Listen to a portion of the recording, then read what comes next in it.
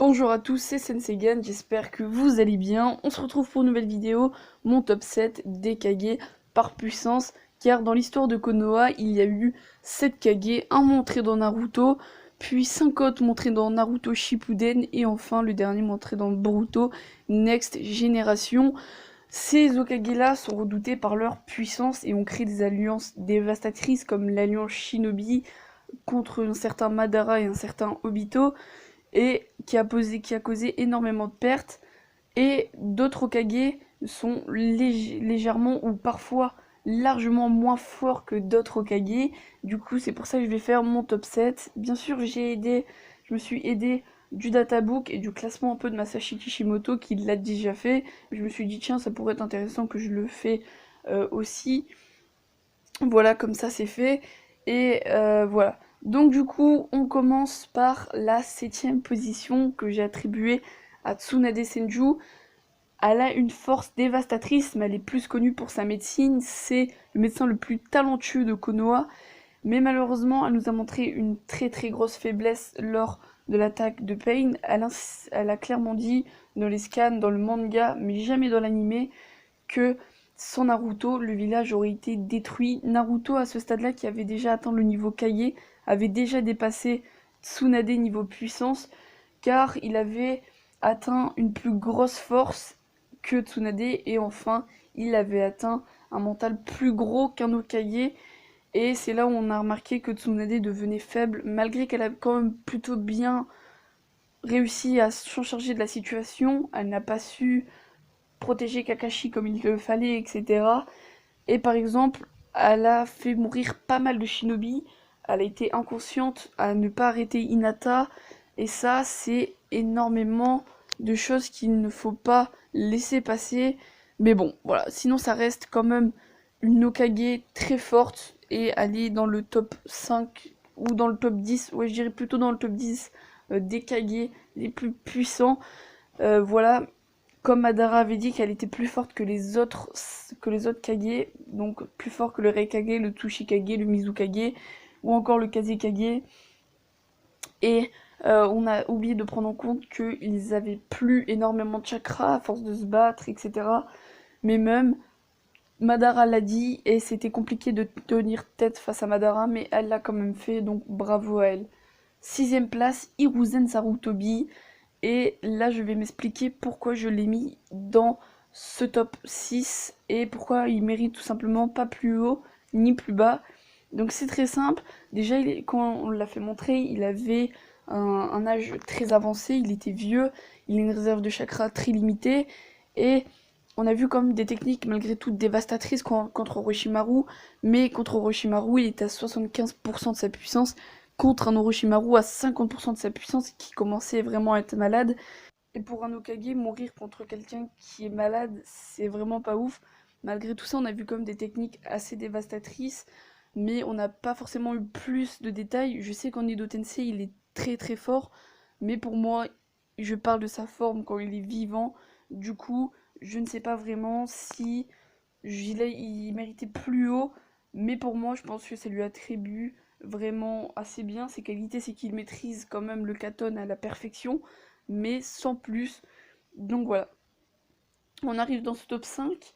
Donc le top 5, il est attribué déjà à Kakashi Hatake, un génie du combat qui a été diplômé à l'académie seulement à 5 ans, donc le plus jeune à avoir été diplômé de l'académie. Et il va être seulement Junin à 13 ans, donc c'est le Junin aussi le plus jeune, si je dis pas de bêtises. Et c'était un génie du combat. Il était aussi réputé pour une technique très dévastatrice aussi, le Chidori. Et c'est là où on va voir quand même une grosse quantité de chakra qu'il a ce personnage. Donc pourquoi il est plus fort qu'Hiruzen. Donc au moment où Sasuke a tué Orochimaru, Orochimaru qui était à 25% de sa puissance, Sasuke qui était à 65 je dirais, quand il s'est transformé en serpent, il a gagné 30% de puissance, ce qui fait 30 plus 25, je vous laisse faire le calcul, ce qui fait 55%, donc il a 5% de plus de puissance que lors de son combat avec Hiruzen Sarutobi. Et du coup, ce qui a causé une très grosse différence niveau puissance. Et Masashi Kishimoto l'avait dit dans l'interview, que Kakashi a clairement eu du niveau dans Naruto Shippuden et que il s'est révélé être plus fort dans le début de Naruto Shippuden et donc plus fort que Sasuke. Et après Sasuke a repris le devant, mais ça reste un Hokage très puissant, en sachant que dès qu'il a eu les 2 Sharingan qu'il a hérité d'Obito, Uchiwa, son meilleur ami, il a réussi à faire un Susanoo parfait avec 2 Mangekyou Sharingan qui ne sont pas éternels, je tiens à le préciser. Un Susanoo parfait, il avait pendant quelques secondes atteint le niveau de Naruto et Sasuke, alors que Naruto et Sasuke avaient tout simplement l'ermite Rikudo. Il avait la capacité de se dématérialiser et dès qu'il a perdu ses Sharingan, eh ben, il est devenu encore plus fort vu que sa force est tout simplement égale à un village shinobi tel que Suna ou tel que Konoha. Il peut prendre un Hokage en AVS1 ou plutôt un Kazekage vu qu'il ne ferait clairement pas le poids contre l'Hokage actuel qui est Naruto, mais ça reste un Hokage très très puissant. Donc voilà pour Kakashi attaqué. Quatrième, Tobirama Senju qui est le petit frère de Hashirama Senju et lui il a une maîtrise parfaite de son Suiton et il est clairement réputé pour sa rapidité, la téléportation instantanée qu'il maîtrise. Donc c'est juste exceptionnel la force qu'il a et l'intelligence qu'il a. Il a aussi éloigné le clan Uchiwa parce qu'il avait déjà prévu qu'il allait avoir des représailles, etc. Et il a eu raison. Il a aussi créé l'académie, etc. Il a contribué beaucoup et c'était le seul remplaçant à Hashirama Hashirama est très fort et qui avait créé Konoha tout simplement. Donc voilà pour le deuxième Hokage du nom. On passe au top 3. Donc ce top 3, je sais que ça va faire râler, mais j'ai mis Hashirama Senju. Et je vais dire pourquoi. Hashirama Senju, qui n'est pas en Edo Tensei, je tiens à préciser.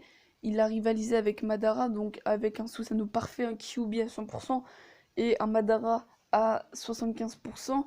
Et il a réussi à gérer tout ça juste avec un bout de bois et lui. Donc une armure de bois qui est à 100% de sa puissance, Hashirama qui est à 65% de sa puissance et qui a rivalisé quand même avec Madara, c'est fort quand même et il faut vraiment le faire.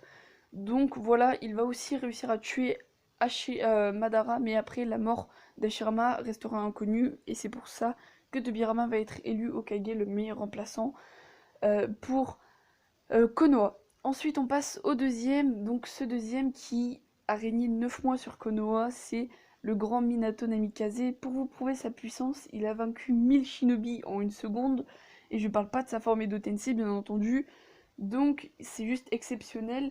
Il est réputé pour qu'il a stoppé une guerre à lui tout seul, et ça c'est juste démentiel d'avoir réussi à faire ça. Je sais pas si vous vous en rendez compte, mais stopper une 3e grande guerre à lui tout seul, c'est juste énorme. Il est réputé aussi que si tu croisais son chemin, t'avais pour ordre de le fuir, sinon c'était la mort assurée. Malheureusement, il va se sacrifier pour le village d'une grande attaque de un certain Kyuubi à 100% de sa puissance, mais il ne va pas réussir à le gérer correctement. Mais en Edo Tensei, je vais faire la parenthèse, en Edo Tensei, il est prouvé que c'est le meilleur Edo Tensei de cette 4e grande guerre et qu'il avait largement atteint le niveau à Hashirama, malgré qu'Hashirama en Edo Tensei avait un cran de plus que Madara. En gros, il était niveau égal à Madara pour Minato Namikaze, et avec le chakra Kyuubi, il était juste exceptionnel. Donc voilà. Donc pour la première place, je l'attribue à Naruto Uzumaki. Pourquoi? Parce qu'il a une réserve de chakra illimitée, c'est prouvé. Et donc le fait de sa réserve de chakra illimitée, ça lui procure une énorme puissance. Sa forme avec la cellule d'Hashirama, la puissance d'Irikudo qu'il a hérité durant la 4e grande guerre. Et son Sage Mode et le chakra Kyuubi est juste exceptionnel. Et il a réussi à se transformer en renard. Et voilà, on n'en sait pas plus sur cette forme, mais tout ce qu'on sait, c'est qu'il est égal au niveau de Ishiki, qui est 10 fois supérieur à Kaguya. Il a réussi aussi à battre Kaguya. Et donc voilà, c'est le Kage pour moi le meilleur. Donc voilà, j'espère que cette vidéo vous aura plu. Si c'est le cas, n'hésitez pas à vous abonner et à lâcher un pouce bleu. C'était Senseiyan. Peace. 影分身の術